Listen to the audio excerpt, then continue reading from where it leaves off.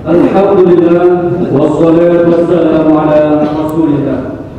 Ahlan wa sahlan ya sayyidil ayyam wa ya jami'il hadirin.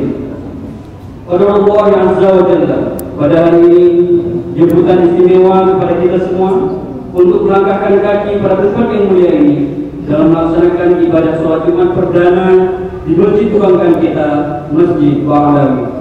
Meski kondisi pembangunan yang belum memadai dari sisi sarana dan prasarana, namun insyaallah kecintaan jamaah untuk berhadir mengisi shaf demi shaf, waktu demi waktu, semoga menambah keberkahan dalam setiap aktivitas di masjid ini ke depannya.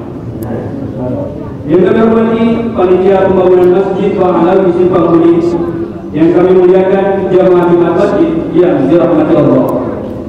Izinkan kami dari pengurus Badan Kemakmuran Masjid Ba'alawi untuk menyampaikan beberapa pengumuman penting terkait pelaksanaan ibadah Jumat kita pada hari yang mulia ini.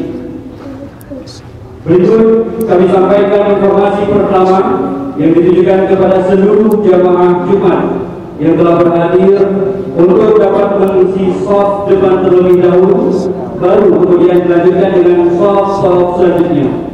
Adapun untuk para jamaah anak-anak yang berada di bawah umur agar dapat mengkondisikan tempat shaf pada tempat yang telah disediakan panitia, dan juga dilarang keras untuk membuat kegaduhan.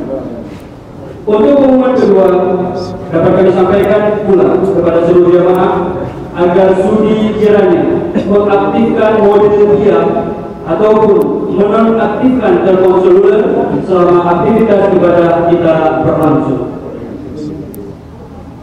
Berikutnya mengenai tata laksana ibadah Jumat pada hari ini tanggal 22 Januari 2020 bertepatan dengan tanggal 8 Jumadil Akhir 1442 Hijriah, yang bertindak sebagai muazzin pertama insyaallah akan dilangsungkan oleh Tunku Said Muhammad Ihsan, dan azan kedua nantinya oleh Tunku Abdul Hamid.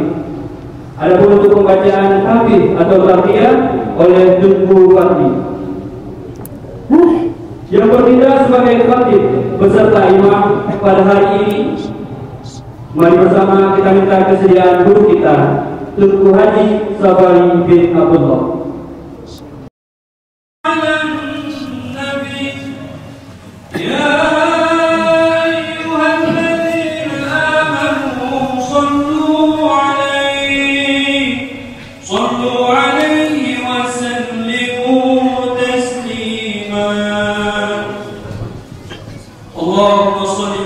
وبارك عليه.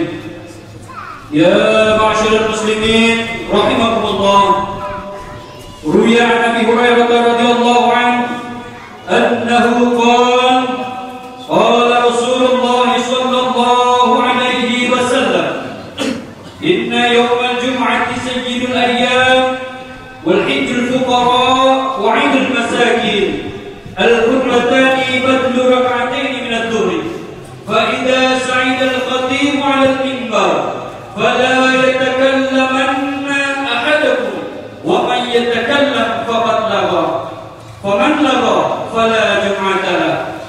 أنصتوا واسمعوا وأطيعوا رحمكم الله.